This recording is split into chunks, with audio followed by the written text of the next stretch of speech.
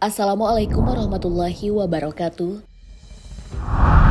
Sahabat beriman, ada banyak cara yang dilakukan Israel untuk memenangkan pertempurannya melawan Hamas. Dan satu di antara yang paling sering mereka lakukan adalah penyebar kebohongan. Beberapa waktu lalu, cara itu kembali digunakan Israel dengan menyebar berita bahwa mereka telah menang melawan Hamas. Memang baru-baru ini, Zionis Israel secara beruntung berhasil menemukan terowongan Hamas. Tapi yang menjadi pertanyaan, apakah dengan ditemukannya terowongan Hamas, Israel sudah menang dari pasukan pejuang Palestina satu itu?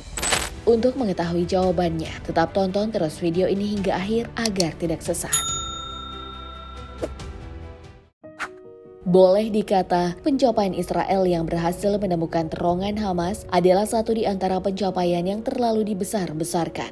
Pasalnya, setelah berkonflik dengan para pejuang Palestina lebih dari 7 dekade lamanya, tentara Zionis baru bisa menemukan terowongan itu di saat sekarang ini saja. Asal kalian tahu, selama lebih dari 7 dekade berkonflik dengan Hamas, salah satu target utama tentara Zionis adalah terowongan bawah tanah yang digunakan oleh pasukan pejuang Palestina. Alasannya, dari terowongan itu semua pejuang Palestina, khususnya pasukan Hamas, mampu memberikan perlawanan yang selalu membuat tentara Zionis kocar-kacir. Bahkan ratusan kendaraan lapis baja serta ribuan pasukan penjajah bisa hancur dan tewas karena pergerakan bawah tanah pasukan Hamas. Karena itu wajar jika keberhasilan Zionis menemukan terowongan Hamas merupakan pencapaian tertinggi mereka.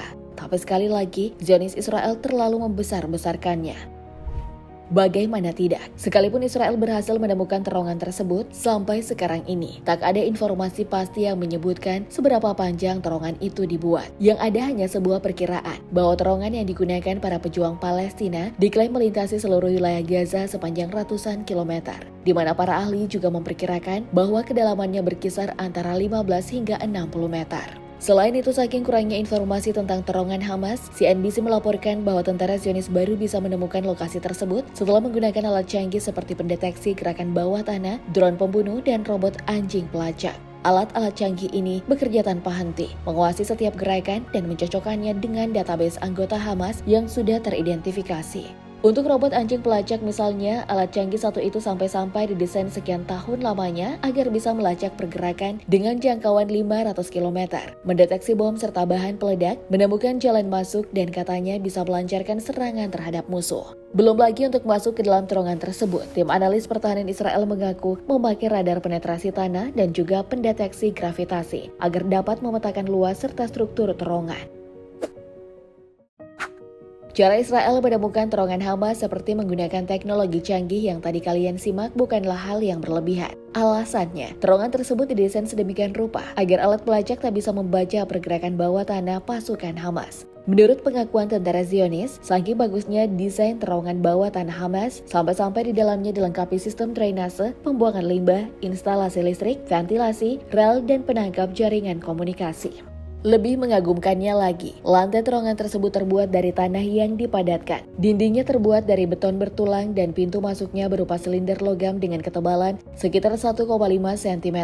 Selain itu, tentara Zionis juga mengklaim bahwa terowongan beton dan besi yang mereka temukan berukuran sangat besar sampai-sampai bisa dilalui kendaraan pengangkut pejuang militan dari Gaza. Bahkan Israel menyebut jika terowongan bawah tanah itu hanyalah satu bagian dari jaringan terowongan bercabang yang lebih luas dan membentang lebih dari 4 km. Akan tetapi, meski terowongan itu diklaim dapat dilewati kendaraan, namun Israel baru menemukannya setelah menggali sedalam 50 meter.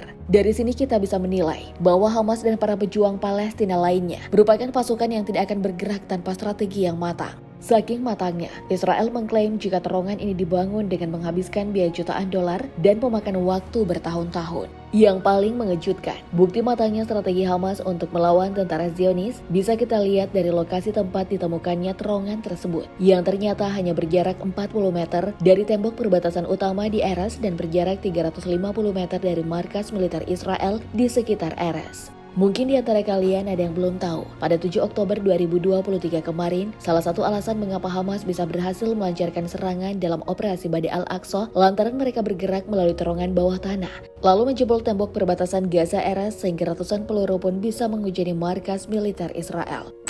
Menariknya, ketika operasi Badai Al-Aqsa telah selesai, tentara Zionis tak menyadari bahwa terowongan yang digunakan Hamas menyerang markas militernya di Erez, berada tak jauh dari tembok perbatasan. Mereka bahkan baru menyadari setelah 47 hari pasca operasi Badai Al-Aqsa, yang mana selama 47 hari itu tentara Israel melintasi perbatasan Erez untuk melancarkan serangan darat ke jalur Gaza. Artinya, strategi Hamas dengan desain terowongannya memang pantas diacungi jempol. Seperti yang disebutkan di awal video ini, sejak menemukan terowongan Hamas, Israel mengklaim bahwa mereka telah mengalahkan pasukan pejuang Palestina satu itu.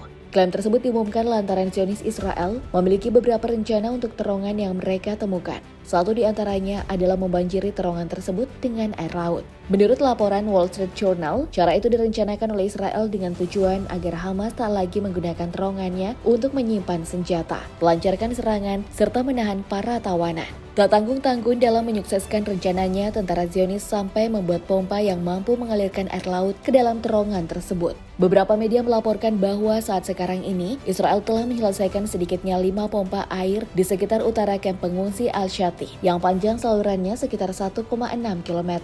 Dengan panjang seperti itu, pompa tersebut diklaim bisa mengalirkan ribuan meter kubik air laut per 1 jamnya, sehingga dalam beberapa pekan saja sudah bisa membanjiri terowongan Hamas.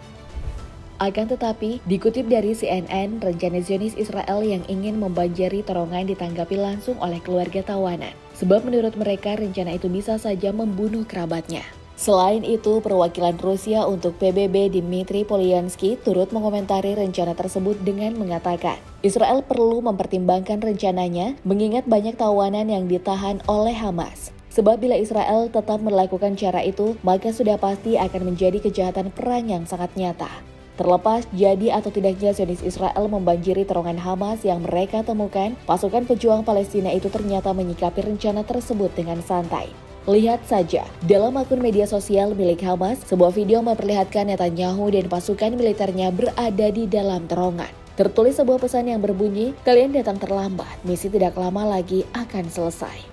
Pesan barusan tentu membuat Israel semakin kepanasan. Baru saja mereka menemukan terowongan dan mengklaim akan mengalahkan Hamas, pejuang Palestina, kita justru memberi pil pahit untuk Israel. Lantaran terowongan itu sudah tak lagi digunakan oleh mereka. Tak heran, dari kejadian di mana Israel seolah-olah dipermainkan oleh Hamas, semakin membuktikan bahwa Israel memang tak setangguh dan secerdas pasukan Hamas.